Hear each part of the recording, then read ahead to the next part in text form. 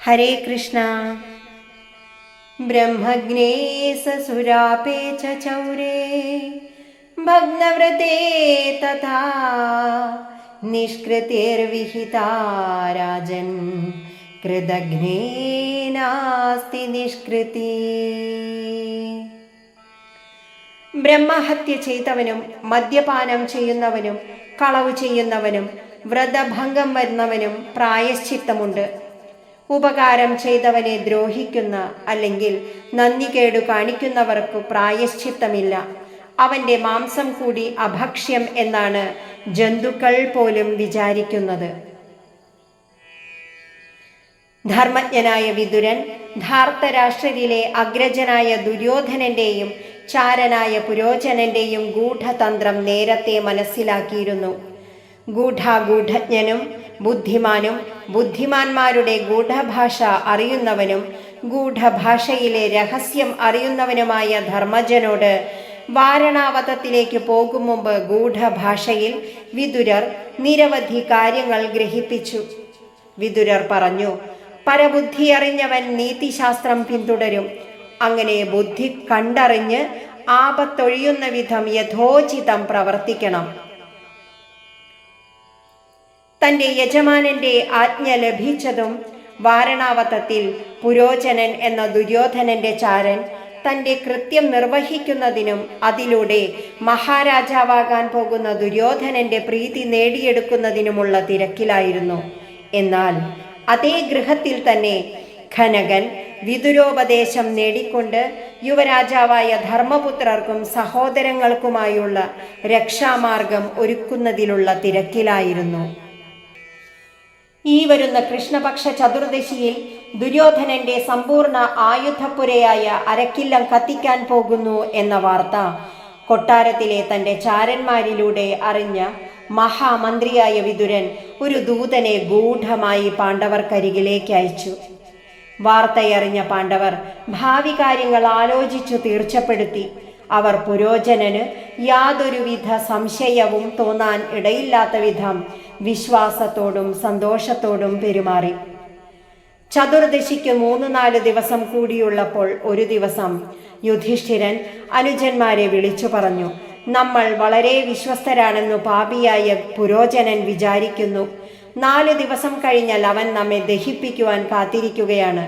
എന്നാൽ അതിനു മുമ്പ് തന്നെ അവനെ വഞ്ചിച്ച് നമുക്ക് ഇവിടെ നിന്നു രക്ഷപ്പെടണം. ഈ വീടും ആയുധപ്പുരയും തീവെക്കണം. അതിൽ പുരോചനനും വെന്തുപോകണം. ആ നിലയിൽ വേണ്ട ഏർപ്പാടുകൾ നാം ചെയ്യണം. ജ്യേഷ്ഠന്റെ നിശ്ചയം ഭീമസേനന് വളരെ ഇഷ്ടമായി. പുരോചനനെ കാത്തിരിക്കാതെ നമുക്ക് തന്നെ നമ്മുടെ കാര്യം നടത്താമല്ലോ എന്നായി ഭീമൻ. ഒരു ദിവസം കുന്തിദേവി ഒരു ബ്രാഹ്മണ ഭോജനം നടത്തുവാൻ തീർച്ചപ്പെടുത്തി. അതിനുള്ള ഒരുക്കങ്ങളെല്ലാം ചെയ്തു. അനേകം ബ്രാഹ്മണർ പത്നി സമേതരായി വന്ന് സുഖമായി ഭക്ഷണം കഴിച്ച് പാണ്ഡവരെ അനുഗ്രഹിച്ച് മടങ്ങിപ്പോയി. അവസാനമാണ് കാലന്റെ കൽപ്പനപ്രകാരം ഒരു വേടത്തി തൻ്റെ 5 മക്കളോടുകൂടി വന്നത്. കുന്തിദേവി അവർക്കും ഭക്ഷണം കൊടുത്തു. സമയം അർദ്ധരാത്രിയായതിനാൽ അവർ അന്ന് അവിടെ തന്നെ കിടന്നുറങ്ങുവാൻ തീർച്ചപ്പെടുത്തി. ഭീമസേനൻ അന്നു യാതൊരു സംശയവും തോന്നാതിരിക്കുവാൻ പുരോചനന്റെ അടുത്തു തന്നെ കിടന്നു. നേരം അർദ്ധരാത്രിയായി. പുരോചനനും കാട്ടാളത്തിയും കുട്ടികളുമെല്ലാം ഗാഠനിദ്രയിലാണ്ടു. അന്ന് ഭൃത്യജനങ്ങളെയെല്ലാം നേരത്തെ തന്നെ വീടുകളിലേക്ക് പറഞ്ഞയച്ചിരുന്നു. തൻ്റെ ചതിപ്രയോഗങ്ങൾ അറിയുവാൻ ശുദ്ധ ഹൃദയരായ രാജകുമാരന്മാർക്ക് കഴിവില്ലെന്ന് പൂർണ്ണമായി വിശ്വസിച്ച് യാതൊരു സംശയവും കൂടാതെ സുഖമായുറങ്ങുന്ന പുരോചനനും വേടത്തിയും 5 കുട്ടികളുമല്ലാതെ പുറമേ നിന്ന് ആരും കൊട്ടാരത്തിലുണ്ടായിരുന്നില്ല. ഭീമസേനൻ പതുക്കെ എഴുന്നേറ്റ് അമ്മയെയും സഹോദരന്മാരെയും മുമ്പേ പറഞ്ഞ് ഏർപ്പാട് ചെയ്തതുപോലെ ഗുഹാദ്വാരത്തിൽ കൊണ്ടുപോയി നിർത്തി. അരക്കില്ലത്തിന്റെ അടുത്തുണ്ടായിരുന്ന ആയുധപ്പുരയ്ക്കും അരക്കില്ലത്തിന്റെ 4 മൂലകൾക്കും ഒരേ സമയത്ത് തീ കൊടുത്ത് അമ്മയെയും സഹോദരന്മാരെയും കൂട്ടി ഗുഹയിലിറങ്ങി ഗുഹാദ്വാരം ഭദ്രമായി അടച്ച് ഭീമസേനൻ അന്ധകാരാവൃതമായ ഗുഹാമാർഗത്തിലൂടെ നടക്കുവാൻ തുടങ്ങി. വലിയ പൊട്ടിത്തെറിയോടുകൂടി തീ ആളുന്നത് കണ്ട് നാട്ടുകാരെല്ലാം ഉണർന്ന് കൂട്ട നിലവിളിയായി.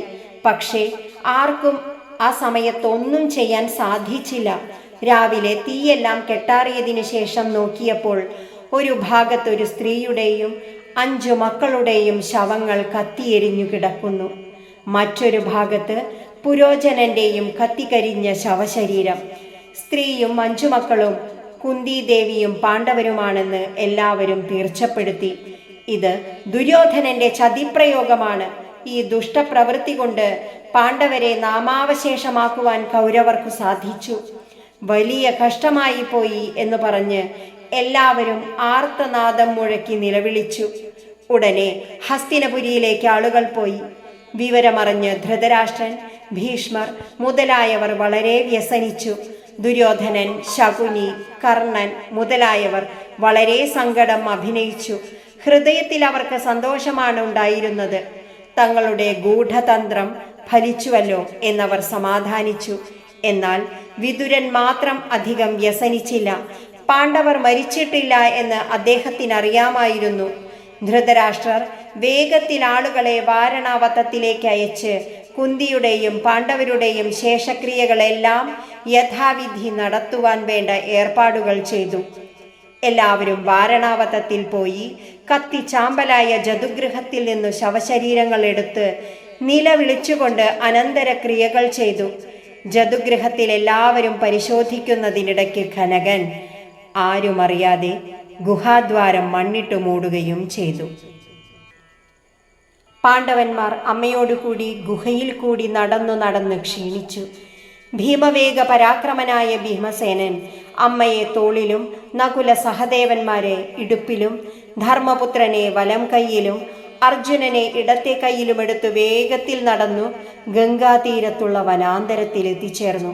അപ്പോഴും നേരം പ്രഭാതമായിട്ടില്ല. ഗംഗാതീരത്തെത്തിയപ്പോൾ അവിടെ ഒരു തോണിക്കാരൻ തോണിയുമായി കാത്തു നിൽക്കുന്നത് കണ്ട് അവർ ആശ്ചര്യപ്പെട്ടു. തോണിക്കാരൻ ഉടനെ ധർമ്മപുത്രന്റെ അടുത്ത് വന്ന് പറഞ്ഞു, വിതുരൻ പറഞ്ഞയച്ചു വന്നതാണ് ഞാൻ. നിങ്ങൾ ഈ സമയത്ത് ഇവിടെ എത്തുമെന്നും നിങ്ങളെ ഗംഗാനദി കടത്തി സുരക്ഷിത സ്ഥാനത്തെത്തിക്കണമെന്നും അദ്ദേഹം എന്നോട് നിർദ്ദേശിച്ചിട്ടുണ്ട്. നാവികന്റെ വാക്കിൽ വിശ്വാസം തോന്നിയ അവർ ആ വഞ്ചിയിൽ തന്നെ നദി കടന്ന് വനാന്തരങ്ങളിൽ കൂടി തെക്കോട്ട് നടന്നു. ഒരു ലക്ഷ്യവുമില്ലാതെ ഭീമസേനന്റെ സഹായത്തോടുകൂടി കാട്ടിൽ കൂടി നടന്നു ദാഹവും വിശപ്പും കൊണ്ട് തളർന്ന അവർ പടർന്നു പന്തലിച്ചു നിൽക്കുന്ന ഒരു ആലിൻചുവട്ടിൽ ചെന്നു ചേർന്നു. അമ്മയുടെ അവശാവസ്ഥ കണ്ട് യുധിഷ്ഠിരനും ഭീമനും വളരെയധികം വിഷമം തോന്നി. ഭീമസേനൻ അവരെയെല്ലാം അവിടെ ഇരുത്തി അവർക്കു വേണ്ടി ജലം അന്വേഷിച്ചു പോയി. അടുത്തു തന്നെ ഒരു ജലാശയം കണ്ടെത്തുകയും ചെയ്തു ഭീമൻ. ആ ജലാശയത്തിലിറങ്ങി അദ്ദേഹം നന്നായി കുളിച്ചു. യഥേഷ്ടം വെള്ളം കുടിച്ച് അമ്മയ്ക്കും സഹോദരന്മാർക്കും വേണ്ടി വെള്ളവും എടുത്തുകൊണ്ട് മടങ്ങിയെത്തിയപ്പോഴേക്കും അവരെല്ലാം ആ വൃക്ഷഛായയിൽ കിടന്നു സുഖമായി ഉറങ്ങിയിരുന്നു.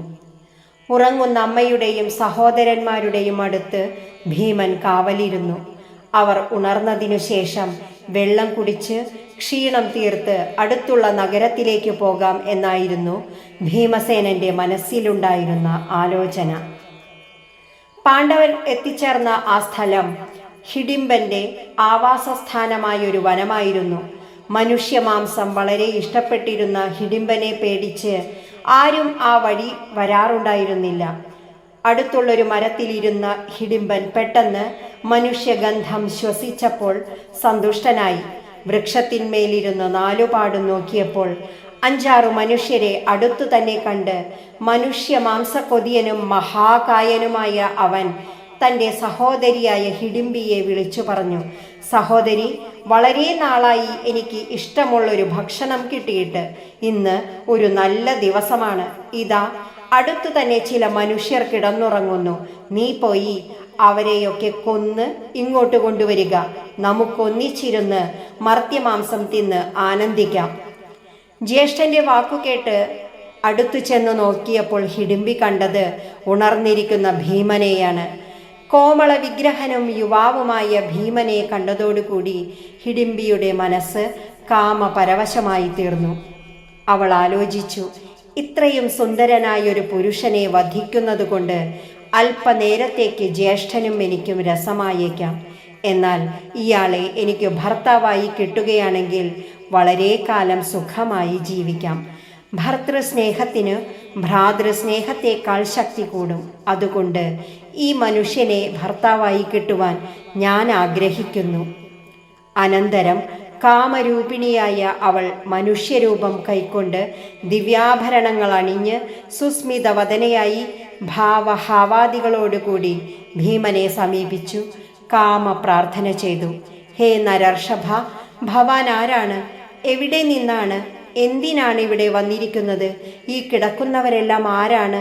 ഇതു ഹിഡിംബന്റെ വാസസ്ഥാനമാണെന്നറിയില്ലേ? നരഭോജിയായ അവൻ നിങ്ങളുടെ മാംസം തിന്നുവാനുള്ള ആഗ്രഹം കൊണ്ട് എന്നെ ഇങ്ങോട്ട് പറഞ്ഞയച്ചിരിക്കുകയാണ്. എന്നാൽ ദേവകുമാരനെ പോലെ സുന്ദരനായ അങ്ങയെ കണ്ടതോടെ അങ്ങയെ ഭർത്താവായി കിട്ടണമെന്ന ആഗ്രഹം എന്നിൽ ബലവത്തായിരിക്കുന്നു. ഞാൻ നിങ്ങൾ മർത്യരെ ആ രാക്ഷസനിൽ നിന്നു രക്ഷിക്കാം. കാമമോഹിതയായ സ്ത്രീയെ ഉപേക്ഷിക്കരുതെന്ന പുരുഷധർമ്മം അങ്ങേക്കറിയാമല്ലോ. അതുകൊണ്ട് അങ്ങന്റെ ഭർത്താവായിരിക്കണം. ഭീമസേനൻ പറഞ്ഞു, അല്ലയോ സുന്ദരി, നിന്റെ ആഗ്രഹം അസ്ഥാനത്താണ്. ഈ കിടക്കുന്നത് എൻ്റെ അമ്മയും സഹോദരന്മാരുമാണ്. അവരെ ഉപേക്ഷിച്ച് നിന്റെ കൂടെ വരുന്നത് എൻ്റെ ധർമ്മമല്ല. നിന്റെ സഹോദരനായ ഹിഡിംബനെ എനിക്ക് ഭയമില്ല. അവൻ ഇവിടെ വരികയാണെങ്കിൽ എൻ്റെ കൈകൊണ്ടായിരിക്കും അവന് മരണം സംഭവിക്കുക. എൻ്റെ പൗരുഷത്തിൻ്റെ മുമ്പിൽ നിൽക്കുവാൻ ശക്തരായിട്ട് ഇന്ന് ആരുമില്ല. സഹോദരി പോയി മനുഷ്യമാംസം കൊണ്ട് മടങ്ങി വരുവാൻ താമസിക്കുന്നത് കണ്ട് ഹിഡിംബന് കോപം വന്ന് അവൻ തന്നെ പുറപ്പെട്ടു വന്നു. സ്ഥലത്തെത്തിയപ്പോൾ അതിസുന്ദരിയായ ഒരു മനുഷ്യ സ്ത്രീയുടെ വേഷത്തിൽ ഹിഡിംബി ഭീമസേനനുമായി സന്തോഷത്തോടെ സംസാരിക്കുന്നത് കണ്ട് കോപത്താൽ ഓടിയെടുത്ത് അവളെ നോക്കി ഉറക്കെ ആക്രോശിച്ചു. ഇതിനാണോ നീ ഇങ്ങോട്ട് പോന്നത്? ഈ മനുഷ്യരുടെയെല്ലാം മാംസം ഭക്ഷിച്ചതിനു ശേഷം ഞാൻ നിന്റെയും കഥ കഴിക്കുന്നുണ്ട്. നീ രാക്ഷസ വംശത്തെ മുഴുവൻ അപമാനിച്ചിരിക്കുന്നു. ഇതു കേട്ട് ഹിഡിംബി ഭീമസേനനോട് പറഞ്ഞു, പ്രാണനാഥ, എഴുന്നേൽക്കൂ, ഇവരെയും ഉണർത്തു. കാമചാരിണിയായ ഞാൻ നിങ്ങളെ എല്ലാം തോളിലേറ്റി ആകാശത്തേക്ക് കൊണ്ടുപോയി ഈ ദുഷ്ട രാക്ഷസനിൽ നിന്നു രക്ഷിക്കാം. എനിക്ക് ഇഷ്ടം പോലെ എവിടെയും പോകാനുള്ള കഴിവുണ്ട്. ഭീമസേനൻ പറഞ്ഞു, സുന്ദരി, നീ പരിഭ്രമിക്കേണ്ട. നിന്നെ രക്ഷിക്കുവാനുള്ള കഴിവ് കൂടി എനിക്കുണ്ട്. നിന്റെ മുമ്പിൽ വെച്ചു തന്നെ ഞാൻ അവനെ കൊന്ന് ഈ കാട് മനുഷ്യയോഗ്യമാക്കി തീർക്കും. അപ്പോഴേക്കും കോപാന്ധനായി കണ്ണു ചുരുട്ടി പല്ലുകടിച്ച് ഭയങ്കരമായ ശബ്ദം പുറപ്പെടുവിച്ചുകൊണ്ട് രാക്ഷസൻ അവിടെ എത്തി. ഭീമൻ അവനെ തടഞ്ഞു നിർത്തി. അവർ തമ്മിൽ ഭയങ്കരമായ യുദ്ധം തന്നെ നടന്നു. ഭീമപരാക്രമനായ ഭീമൻ തല്ലുവാൻ പൊക്കിയ ഹിഡിംബന്റെ കൈ പിടിച്ചു വലിച്ചുകൊണ്ട് കുറേ ദൂരത്തേക്ക് കൊണ്ടുപോയി. അമ്മയ്ക്കും സഹോദരർക്കും ഉപദ്രവമുണ്ടാകരുതെന്ന് കരുതിയാണ് ഭീമൻ വിചാരിച്ചത്. എങ്കിലും ഭീഷണമായ യുദ്ധത്തിൻ്റെ ശബ്ദവും ഹിഡിംബന്റെ അലർച്ചയും കേട്ട് കുന്തിയും ധർമ്മപുത്രാദികളും ഉണർന്നു. അടുത്തു തന്നെ അതിസുന്ദരിയായ ഒരു സ്ത്രീ നിൽക്കുന്നത് കണ്ട് എല്ലാവരും ആശ്ചര്യപ്പെട്ടു. ഹിഡിംബി വിവരമെല്ലാം കുന്തിദേവിയോട് പറഞ്ഞു. താൻ ഭീമസേനനിൽ അനുരക്തയാണെന്നും തന്നെ പത്നിയായി സ്വീകരിക്കുവാൻ മകനോട് പറയണമെന്നും കൂടി കുന്തിയോട് അപേക്ഷിച്ചു. അർജുനനും മറ്റുള്ളവരും ഭീമനെ സഹായിക്കുവാൻ ഓടിയെത്തിയെങ്കിലും ഭീമസേനൻ അവരെ എല്ലാം തടഞ്ഞു നിർത്തി. അക്ഷമനായ അർജുനൻ വീണ്ടും യുദ്ധത്തിന് തയ്യാറാവുന്നത് കണ്ടപ്പോൾ ഭീമൻ തന്നെ രാക്ഷസന്റെ ദേഹം പിടിച്ചുപൊക്കി ഊക്കോടെ അനവധി പ്രാവശ്യം ചുഴറ്റി. അതുകൊണ്ട് തന്നെ പരവശനായ ഹിഡിംബനെ നിലത്തു വീഴ്ത്തി. ഉടനെ തന്നെ അവനെ വധിച്ചു. എല്ലാവരും ഭീമസേനനെ അഭിനന്ദിച്ചു. ഭീമസേനൻ പിന്നീട് ഹിഡിംബിയോടും ക്രൂരമായി പെരുമാറുവാൻ തുടങ്ങിയപ്പോൾ ധർമ്മപുത്രർ അത് തടഞ്ഞു. ഹിഡിംബിയുടനെ കുന്തിദേവിയെ കൈകൂപ്പി അഭിവാദ്യം ചെയ്തുകൊണ്ട് പറഞ്ഞു, ആര്യെ, ഭവതിക്കറിയാമല്ലോ സ്ത്രീഹൃദയം. ഞാൻ മനസാ ഭവതിയുടെ പുത്രനെ ഭർത്താവായി വരിച്ചിരിക്കുന്നു. ഭവതിയുടെ വീരനായ പുത്രൻ എന്നെ ഉപേക്ഷിക്കുകയാണെങ്കിൽ ഞാനിനി ജീവിച്ചിരിക്കുകയില്ല. ഭവതി എന്നോട് ദയവുള്ളവളായിരിക്കണം. ദേവതുല്യനായ പുത്രനോട് എന്നെ പത്നിയായി സ്വീകരിക്കുവാൻ ഉപദേശിക്കണം. കുന്തിദേവിക്കും ധർമ്മപുത്രനും അവളോട് അലിവു തോന്നി. ദാനവിയാണെങ്കിലും ധർമാനുസൃതമായി സംസാരിക്കുന്ന അവൾക്കു കാമസമ്പൂർത്തി വരുത്തിക്കൊടുക്കുവാൻ രണ്ടുപേരും ഭീമനെ ഉപദേശിച്ചു. ഹിഡിംബിക്ക് ഒരു പുത്രനുണ്ടാകുന്നതുവരെ അവളോടുകൂടി രമിക്കാമെന്നു ഭീമൻ സമ്മതിച്ചു. ഹിഡിംബിക്ക് സന്തോഷമായി. സന്തോഷത്താൽ മതിമറന്ന ഹിഡിംബി ഭീമസേനനെയും എടുത്ത് മേൽപോട്ടുയർന്നു. നല്ല അദ്രിശൃംഗങ്ങളിലും ആകാശത്തിലും മൃഗപക്ഷികൾ ആകർഷകമായി ശബ്ദിക്കുന്ന മറ്റു രമ്യസ്ഥലങ്ങളിലും ദിവ്യാഭരണ വിഭൂഷിതയായി ദിവ്യരൂപങ്ങൾ കൈക്കൊണ്ട് ആ മഞ്ജുഭാഷിണി മധുര വാക്കുകൾ കൊണ്ട് ഭീമസേനനെ രമിപ്പിച്ചു. പൂത്തുനിൽക്കുന്ന മരങ്ങൾ തിങ്ങുന്ന വനദുർഗ സ്ഥലങ്ങളിലും പൊയ്ത്താർനിര മണം തൂകുന്ന ശുദ്ധമായ സരസ്സുകളിലും വൈഡൂര്യ കല്ലുകൾ പോലെ ശോഭിക്കുന്ന മണലുള്ള നദീദ്വീപു സ്ഥലങ്ങളിലും തീർത്ഥവാരിയൊഴുകുന്ന കാട്ടുചോലകളുടെ കരകളിലും മരവും ലതയും പൂത്തുനിൽക്കുന്ന ചിത്രാരണ്യങ്ങളിലും ഹിമാദ്രി കുഞ്ചങ്ങളിലും ഗുഹകളിലും പൊൽത്താമരകൾ വികസിച്ചു നിൽക്കുന്ന സരസ്സുകളിലും പൊന്നും രത്നങ്ങളുമുള്ള കടൽ തീരങ്ങളിലും പല സ്ഥലങ്ങളിലും പച്ചപ്പുല്ലു നിറഞ്ഞു ശോഭിക്കുന്ന മൈതാനങ്ങളിലും ദേവാരണ്യങ്ങളിലും പുണ്യപർവ്വത സാനുക്കളിലും ഗുഹ്യകന്മാർ അധിവസിക്കുന്ന ഇടങ്ങളിലും താപസകാനനങ്ങളിലും സർവർഥ്യ രമണീയമായ ഫലങ്ങൾ നിറഞ്ഞ മാനസ സരസിൻ്റെ തീരങ്ങളിലും മോഹനരൂപങ്ങളെടുത്ത് അവൾ പാണ്ഡുപുത്രനെ രമിപ്പിച്ചു.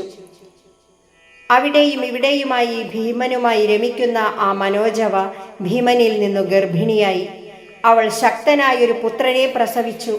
അവൻ്റെ രൂപം വിചിത്രം തന്നെ. തുറിച്ച കണ്ണ്, വലിയ വായ്, കൂർത്ത ചെവി, ഭയങ്കരമായ രൂപം, ഭീമമായ ശബ്ദം, ചുവന്ന ചുണ്ട്, തീക്ഷ്ണമായ ദംഷ്ട്രം, മഹത്തായ ബലം, വില്ലാളിയും മഹാവീര്യനും മഹാസത്വനും മഹാഭുജനും മഹാജവനും മഹാകായനും മഹാമായനും അരിന്തമനും ദീർഘനാസനും മഹോരസ്കനും പെരുങ്കാലുള്ളവനും അമാനുഷനും മാനുഷപുത്രനും ഭീമവേഗനും മഹാബലവാനുമായ അവൻ മറ്റു നിശാചരന്മാരെക്കാളൊക്കെ വലിയവനായി. ബാല്യത്തിൽ തന്നെ യൗവനയുക്തനായി മാനുഷരുടെ അസ്ത്രവിദ്യയിൽ യോഗ്യനുമായി വിദഗ്ധനുമായി തീർന്നു. രാക്ഷസ നാരിമാർ ഗർഭം ധരിച്ചാൽ ഉടനെ പ്രസവിക്കും. അവരുടെ മക്കളോ കാമരൂപധരന്മാരുമാകും, ബഹുരൂപികളുമാകും. കേശമില്ലാത്ത മകൻ അച്ഛൻ്റെയും അമ്മയുടെയും കാൽ പിടിച്ചു നമസ്കരിച്ചു. അപ്പോൾ അവർ അവനു പേർ നൽകി. അവൻ്റെ തല മൺകുടം പോലെ ആയതിനാൽ അവൻ്റെ അച്ഛനമ്മമാർ അവന് ഘടോൽക്കജൻ എന്നു പേരിട്ടു. പാണ്ഡവരിൽ വളരെ കൂറുള്ളവനായിരുന്നു ഘടോത്കജൻ. അവരിൽ ഒരാളെ പോലെ തന്നെ അവനെ കണക്കാക്കി. സഹവാസകാലം അവസാനിച്ചു എന്ന് ഹിഡിംബി അവരോട് പറഞ്ഞു. കുന്തിയോടുകൂടിയ പാണ്ഡവരെയെല്ലാം ഭീമാകാരനായ ഘടോത്കജൻ അഭിവാദ്യം ചെയ്ത് യഥാന്യായം ഇപ്രകാരം പറഞ്ഞു: ആര്യരെ, ഞാൻ എന്തു വേണമെന്ന് നിങ്ങൾ നിശങ്കം ഉണർത്തിച്ചാലും. വത്സ, നീ കുരുവംശത്തിൽ പിറന്നവനാണ്. നീ ഭീമസേന സമനാണ്. 5 പേർക്കും നീ മൂത്ത പുത്രനാണ്. ഞങ്ങളെ നീ സഹായിക്കുക. ലോകത്തിൽ രാവണനും ഇന്ദ്രജിത്തും പോലെ ബലമുള്ളവനാണ് ഞാൻ. നരന്മാരിൽ വിശിഷ്ടനുമാണ്. പിതാക്കളെ ഞാൻ വേണ്ടപ്പോൾ നിങ്ങൾ സ്മരിച്ചാൽ നിങ്ങളുടെ മുമ്പിലുണ്ട്. ഞാൻ പോകട്ടെ എന്നു പറഞ്ഞ് രാക്ഷസശ്രേഷ്ഠൻ വടക്കോട്ട് നേരെ പോയി. ശക്തി എന്ന ആയുധത്തെ നിമിത്തമാക്കി കർണന് പ്രതിയോഗിയായി ഇന്ദ്രനാൽ സൃഷ്ടിക്കപ്പെട്ടവനാണ് ഘടോത്കജൻ എന്ന ആ മഹാരഥൻ. ത്രേതായുഗത്തിൽ അഗ്നിയിലേക്ക് മറഞ്ഞവൾ മായാസീത. ദ്വാപരയുഗത്തിൽ യാഗാഗ്നിയിൽ ജ്വലിക്കുന്ന അഗ്നി പോലെ ഉയർന്നു വന്നവൾ കൃഷ്ണ എന്ന യജ്ഞസേനി. അവൾ ഹസ്തിനപുരത്തിൻ്റെ മരുമകൾ. ഓം നമോ ഭഗവതേ വാസുദേവായ.